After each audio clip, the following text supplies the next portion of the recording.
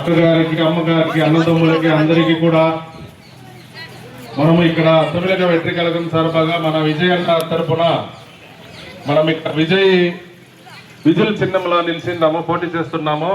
మీరు అందరూ కూడా మనకి విజిల్ గుర్తులో ఓటేయాలని అన్ని కూడా అనుకుంటూ ఉన్నాము.